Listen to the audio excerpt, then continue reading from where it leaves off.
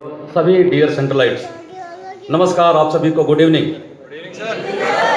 सबसे पहले मैं सैल्यूट करना चाहूँगा हमारे बैंक के संस्थापक, जिन्होंने 21 दिसंबर 1911 को जो एक नन्हा सा पौधा लगाया, आज वो एक विराट वट वृक्ष का रूप ले चुका है, जिसमें अलग अलग प्रांतों से, अलग अलग हिस्सों से, अलग अलग एरिया से नाना प्रकार के रंग बिरंगे पंछी आकर के वहाँ पर अपनी ऊर्जा का प्रदर्शन कर रहे हैं। तो जोरदार तालियां एक बार आप सभी के लिए।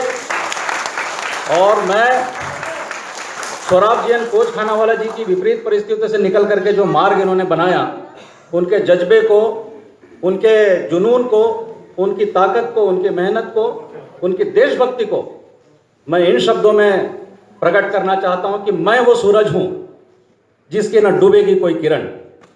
रात होगी तो सितारों में बिखर जाऊंगा। मुश्किलें आती हैं, आती रहेंगी, इन्हीं मुश्किलों से देखना मैं फिर निखर जाऊंगा। तो दोस्तों, मैं एक आपको काल्पनिक दुनिया में लेकर के चलता हूं। ये फिल्मी सितारों की दुनिया है और इसमें अलग अलग कलाकार जो कि अपनी विशेषताओं के लिए जाने जाते हैं, वो आते हैं। उसमें एक शर्त होती है कि उसमें जो भी अपनी बात व्यक्त करना चाहेंगे, अपनी जो भी इच्छा व्यक्त करना चाहेंगे, कहना चाहेंगे, उन्हें गीत के माध्यम से प्रस्तुत करना होगा। तो खाना खाने का वक्त होता है, तो खाना खाने के ठीक पहले एक मंच सजा होता है जहां पर सारे लोग गणमान्य अतिथि वहां पर एकत्रित होते हैं। तो मन्ना डे साहब जो है उस ग्रुप के लीडर होते हैं।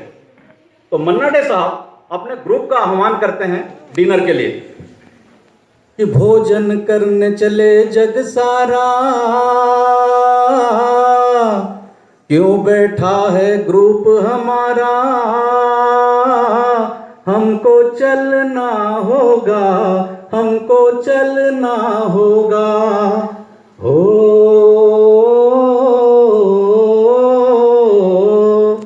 इस तरह से वो ग्रुप का आह्वान करते हैं और भोजन की तरफ जहां स्टॉल लगा होता है वहां लोग बढ़ते हैं आगे। रास्ते में धक्का मुक्की होती है तो मन्ना डे साहब को गीता दत्त साहिबा को जिस तरह से सावधान करती है कि मन्ना जी धीरे चलना, राह में जरा संभलना, ओ बड़े धोखे हैं, बड़े धोखे हैं इस राह में, मन्ना जी धीरे चलना। आप जानते हैं कि आजकल खतरे बहुत बढ़ गए हैं। एक सिक्योरिटी पॉइंट होता है, वहां पर संयोग ऐसा होता है कि उसमें एक कतार बनती है, उस कतार में प्राण साहब पहले होते हैं और उनके ठीक पीछे में बच्चन साहब होते हैं। तो जो वहाँ सिक्योरिटी गार्ड्स होते हैं ना, वो प्राण साहब को अंदर जाने देते हैं, लेकिन बच्चन साहब को रोक लेते हैं। किसी को माजरा समझ में नहीं आता कि इतने बड़े सुपरस्टार को आखिर रोका क्यों गया। तो उनसे पूछते हैं कि भाई आपने अमिताभ बच्चन साहब को क्यों रोक दिया जो कि इतने बड़े सुपरस्टार हैं। तो बोले हम परंपरावादी हैं, इसलिए परंपरा पे हमारा विश्वास है, इसलिए हमने बच्चन साहब को रोक दिया। बोले इसको कुछ बात समझ में नहीं आई, इसे हमें जरा गीत के माध्यम से बताइए। तो वो कुछ इस तरह से कहते हैं, हो रघुकुल रीत सदा चली आई, प्राण जाए पर बच्चन न जाई, राम सिया राम, सिया राम, जय जय राम। ये उनका जो पूरा ग्रुप है वो जब अंदर में प्रवेश करता है, वहाँ पर हेमंत कुमार साहब पहुँचते हैं स्टॉल पर। उनकी वेशभूषा जो होती है बिल्कुल एक विशेष किस्म की होती है। तो उनको जब इशारा करके पूछा जाता है कि आप इस खास तरह की वेशभूषा में आप आए हैं, इसे जरा गीत के माध्यम से व्यक्त करें। तो वो कहते हैं, हो तुमने मुझको बुलाया, मैं खाने पे आया,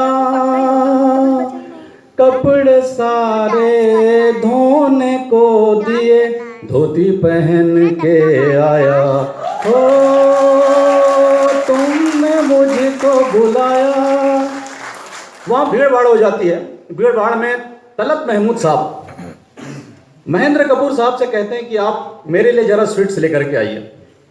तो किसी तरह से महेंद्र कपूर साहब अपनी थाली वहाँ से मैनेज करके लेके आते हैं। उसी बीच में किशोर कुमार साहब वहाँ सामने आ जाते हैं। आप सभी लोग जानते हैं कि किशोर कुमार साहब अपने जिंदा दिली के लिए प्रख्यात रहे। तो जैसे वो मिठाई देखते हैं अपना लोभ संवरण नहीं कर पाते और उसी वक्त वो मिठाई को लेकर के अपने दिल की जो जो भावना है उसको व्यक्त करते हैं। सारा जमाना मिठाई का दीवाना, जमाना कहे फिर क्यों बुरा है लड्डू खाना, सारा जमाना। तलत महमूद साहब जब इस बात को नोटिस करते हैं उन्हें बड़ा गुस्सा आता है, तो वो अपनी जो दिल की बात है कुछ इस तरह से व्यक्त करते हैं। लाया था मेरे लिए लड्डू क्यों उसको दिए, और लाओ मेरे लिए लड्डू क्यों उसको दिए, लाया था मेरे लिए। महेंद्र कपूर साहब की पीड़ा कुछ अन्य तरह की होती है, दूसरे तरह की पीड़ा होती है। कई बार ऐसा होता है कि हम जो चाहते हैं वो नहीं मिलता और जो नहीं चाहते वो मिल जाता।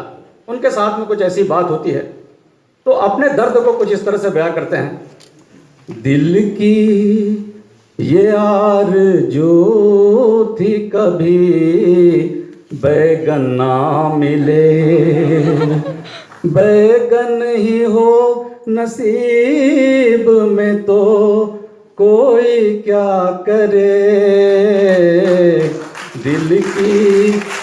भाई साहब वहां पर एक सीबीओटीसी भोपाल के जो पीओ बेच के जो कलाकार हैं वो भी होते हम सबके चाहते अतिन भाई साहब। अतिन भाई साहब, बंसल जी जो हैं, कहाँ है बंसल जी? बंसल जी से कहते हैं कि बारी बरसी खटन गया सी, बारी बरसी खटन गया सी सुन ले मेरे भाई, बारी बरसी खटन गया सी सुन ले मेरे पाई, उत्थे से तू लेके आजा दो दो रसमलाई। अमिताभ बच्चन साहब होते हैं वहां पर, आए अमिताभ बच्चन साहब सैनी को देखते हैं अभी जो यहां पर एंकरिंग कर रहे थे बहुत खूबसूरत अंदाज में। तो अमिताभ बच्चन साहब, सैनी कम हियर, इधर आ जाओ।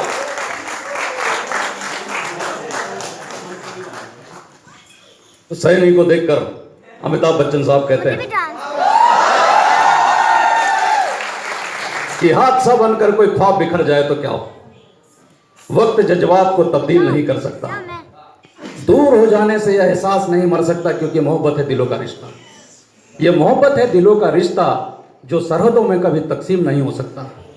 तू किसी और की रातों का हंसी चांद सही, मेरे हर रंग में शामिल तू है, तुझसे रोशन है मेरे ख्वाब मेरी उम्मीदें, तू जिस राह से भी गुजरे मेरी मंजिल तू है।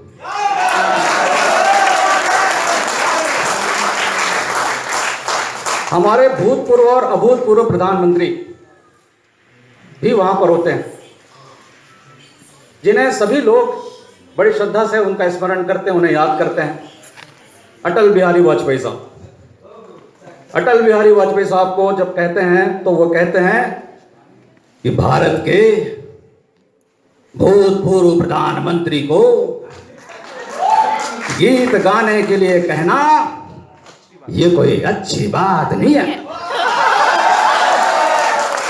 बेनकाब चेहरे हैं, दाग बड़े गहरे हैं, टूटता तिलस्म सच से भय खाता हूं, गीत नहीं गाता हूं, गीत नहीं गाता हूं। उसी महफिल में पंडित भीमसेन जोशी होते हैं और अपनी बात को कुछ इस तरह से व्यक्त करते हैं। सुर की नदियां हर दिशा से बह के सागर में मिले, बादलों का रूप लेके बरसे हल्के हल्के, ओ मिले सुर मेरा तुम्हारा, मिले सुर मेरा तुम्हारा, तो सुर बने हमारा। इनके बाद में मुकेश साहब होते हैं वहाँ पर, बहुत बड़े लेजेंडरी गायक। भीड़ भाड़ जो वहाँ होती है उसे देख करके उनका दिल भर जाता है। उनसे जब आग्रह करते कि आप भी चलिए भोजन करने के लिए, ये अंतिम कलाकार होते हैं उस टीम में, तो मुकेश साहब जो है अपनी बात को कुछ इस तरह से व्यक्त करते हैं, प्रकट करते हैं, अभिव्यक्त करते हैं। मुबारक हो सबको जन्मदिन का खाना, मैं खुश हूँ मेरे आंसुओं में ना जाना, मुझे नहीं खाना नहीं खाना नहीं खाना, मुझे नहीं खाना नहीं खाना नहीं खाना।